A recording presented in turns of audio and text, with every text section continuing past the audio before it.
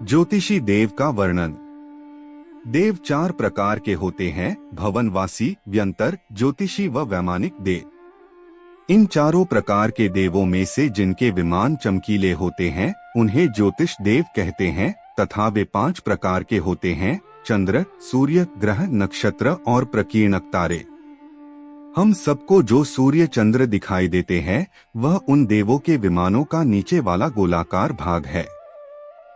ये पांचों पूर्व और पश्चिम अपेक्षा धनोद्धि वातवलय को स्पर्श करते हैं। त्रिलोकसार 303। चार क्षेत्र। चंद्र सूर्य के गमन करने की क्षेत्रगली को चार क्षेत्र कहते हैं।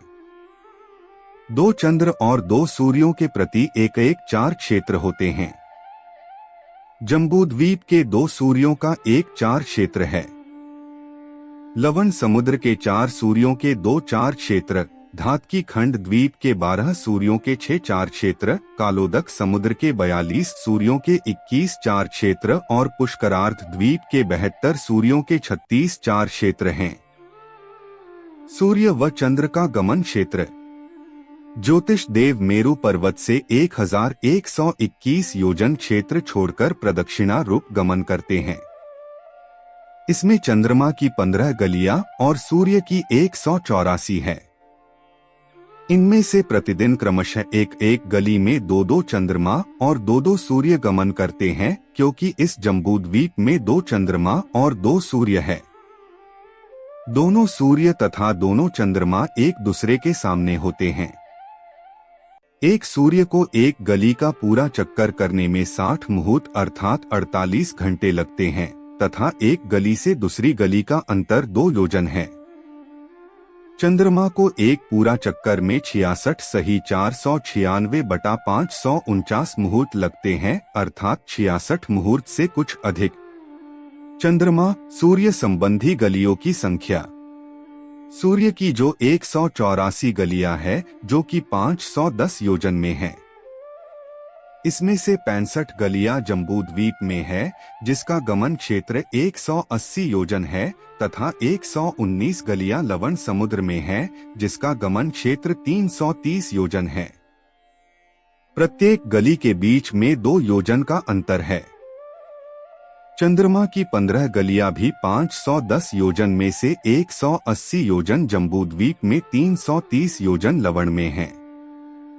मेरु पर्वत से चंद्रमा व सूर्य की प्रथम गली 44,820 योजन आगे स्थित है और अंतिम गली 45,300 योजन प्रमाण दूर है। जम्बूद्वीप की वेदी के पास 180 योजन की अभ्यंतर प्रथम वीथी में जब सूर्य भ्रमण करता है तब दिन 18 मुहूर्त 14 घंटे 24 मिनट का और रात्रि 12 मुहूर्त 9 घंटे 36 मिनट की होती है, किंतु जब वही सूर्य लवण समुद्र की बाह्य अंतिम परिधि में भ्रमण करता है तब दिन 12 मुहूर्त का और रात्रि 18 मुहूर्त की होती है।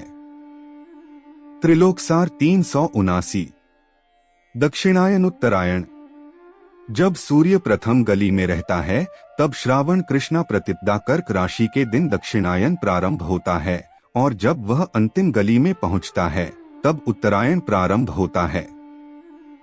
श्रावण माह से पौष माह पर्यंत 6 माह दक्षिणायन संबंधी 183 दिन, माघ माह से आषाढ़ माह पर्यंत 6 माह में उत्तरायण संबंधी 183 दिन होते हैं। इस प्रकार 366 दिन का एक वर्ष होता है। दिन रात का विभाग। 2 सूर्य एक गली का भ्रमण एक दिन रात्रि में पूर्ण करते हैं। जब एक सूर्य भरत क्षेत्र में रहता है तब दूसरा सूर्य उसके ठीक सामने ऐरावत क्षेत्र में रहता है, अत उसके समय भरत व ऐरावत क्षेत्रों में दिन होता है और पूर्व विदेह व पश्चिम विदेह में रात्रि रहती है। किंतु जब सूर्य भ्रमण करते हुए ऐरावत क्षेत्र का सूर्य पूर्व विदेह में और भरत क्षेत्र का सूर्य पश्चिम विदेह में आ जाते हैं तब इन दोनों क्षेत्रों में दिन और भरत व ऐरावत क्षेत्रों में रात्रि रहती है। जब सूर्य प्रथम वीथी से 63 वीथी तक निष्ठाचल पर्वत के ऊपर होता है तब भरत क्षेत्र में दिखाई देता है।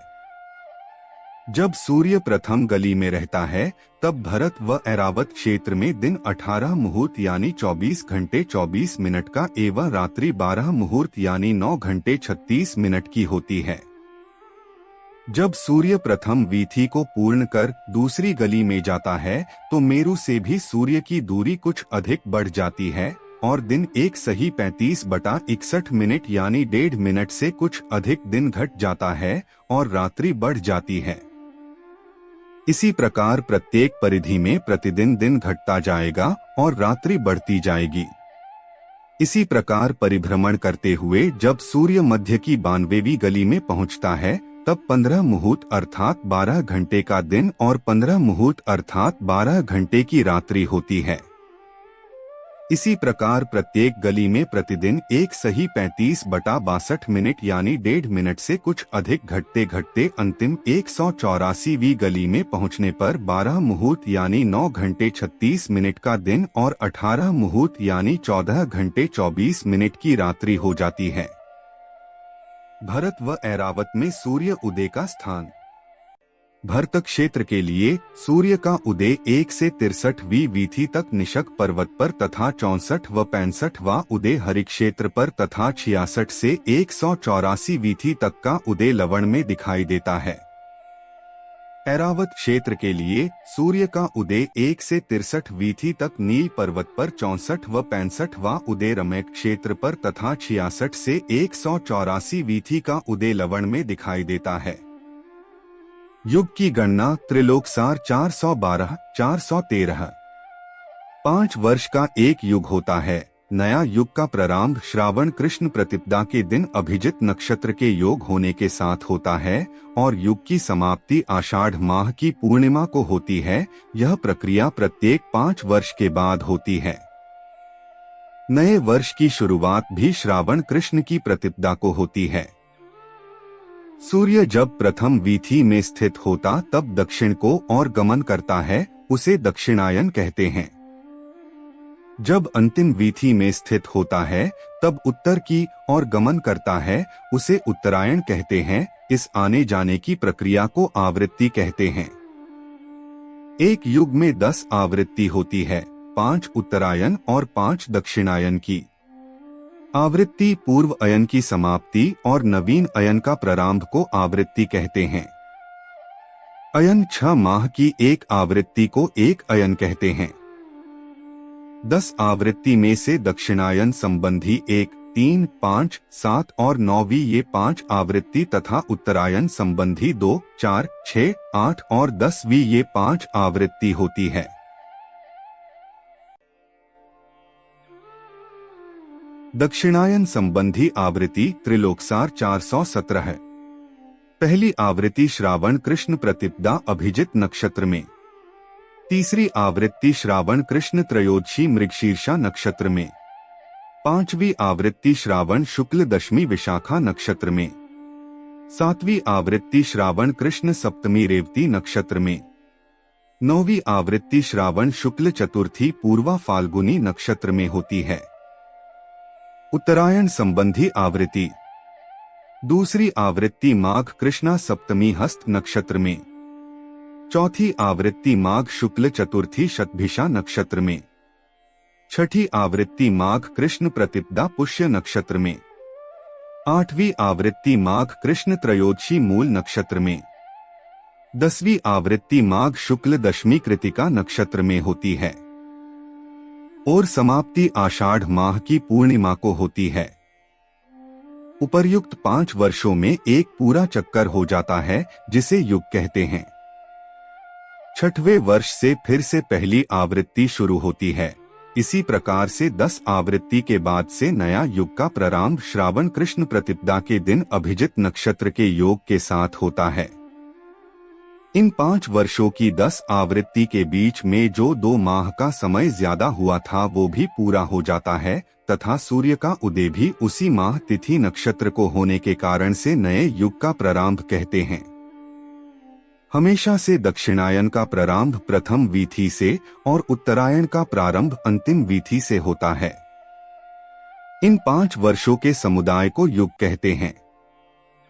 प्रथम युग के प्रारंभ से युग को समाप्ति पर्यंत तिथि आदि की जिस प्रकार की रचना है, वैसी ही रचना दूसरे तीसरे आदि युगों में भी है।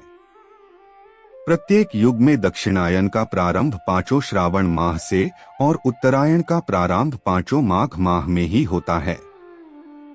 दिन को वृद्धि का कारण सूर्य के गमन 184 गलियां है तथा एक गली से दूसरी गली का अंतर 2 योजन यानी 8000 मील है। एक गली से दूसरी गली प्रवेश करते समय सूर्य मध्य के 2 योजन क्षेत्र पार करने में 1 मुहूर्त यानी 48 मिनट लगते हैं। इस तरह एक दिन में 1 मुहूर्त तो 30 दिन यानी 1 माह में 30 मुहूर्त यानी 1 दिन लगता है। 12 माह में 12 दिन की, 2.5 वर्ष में 30 दिन अर्थात 1 माह की वृद्धि तथा 5 वर्ष में 2 माह की वृद्धि हो जाती है। इन प्रत्येक माह में 31 से 31 दिन तिथियां स्थापित करना चाहिए, क्योंकि प्रत्येक दिन में एक मुहूर्त की वृद्धि होने से 30 दिन में 1 दिन की वृद्धि हो जाती है। 12 माह में 11 दिन की और 5 वर्षों में 60 दिन यानी 2 माह की वृद्धि हो जाती है, लेकिन उसे 5 साल में 2 माह की वृद्धि को 1 से 1 माह ज्यादा मानकर लोन का माह पूर्ण कर लेते हैं। ज्योतिषी में जन्म होने का कारण जो जीव यहाँ उन्मार्ग का आचरण करते हैं, समय दर्शन की विराधना करते हैं, अकाम निर्जरा से युक्त है, अज्ञानी है, बाल तप करने वाले हैं, धर्माचरण में शिथिल है, खोटे संयम के धारी है, पंचाग्नि आदि तपों में श्रद्धा रखते हैं, निदान सहित तप करते हैं, अज्ञान तप से शरीर को कष्ट देते हैं तथा शिवलिंग आदि के उपासक है, वे मनुष्य मरकर भवंत्रय में जन्म लेते हैं। जो खोटे गुरुओं का आश्रय ग्रहण करते हैं, खोटे धर्मों में संलग्न रहते हैं, नीच और पाखंडी गुरुओं के भक्त है, वे सब भवंतरिक में जन्म लेते हैं। ऐसा जानकर सुखार्थी जीवों को स्वर्ग और मोक्ष प्रदान करने वाले जैन धर्म स्वरूप समचीन मार्ग को छोड़कर दुख देने वाले खाटे मार्ग का आश्रय कभी ग्रहण नहीं करना चाहिए। चक्रवर्ती द्वारा सूर्य जिनबिंब दर्शन। सूर्य जब पहली गली में आता है, तब अयोध्या नगरी के भीतर अपने भवन के ऊपर स्थित चक्रवर्ती सूर्य विमान में स्थित जिनबिंब का दर्शन करता है। ये जिनबिंब के दर्शन श्रावण माह में होते हैं, ना कि मकर संक्रांति के दिन। भरत चक्रवर्ती जम्बूद्वीप के भरत क्षेत्र के आर्य खंड के अयोध्या नगरी में अपने 84 खंड के महल की छत से खड़े होकर उगते हुए सूर्य में स्थित जिनबिंब के दर्शन करता है तथा नमस्कार करता है। यह क्षेत्र 47,263 सही 7/20 योजन 1,89,05,34,000 मील है, जो कि चक्षु इंद्री का अधिकतम क्षेत्र है तथा भरत जी की दृष्टि का विषय क्षेत्र भी इतना ही था। भरत जी के दर्शन भी साल भर में एक ही बार होते हैं। ज्योतिष देवों में से गमन क्षेत्र उत्तरायण दक्षिणायन आदि का वर्णन पूर्ण हुआ। जिनवाणी माता की जय।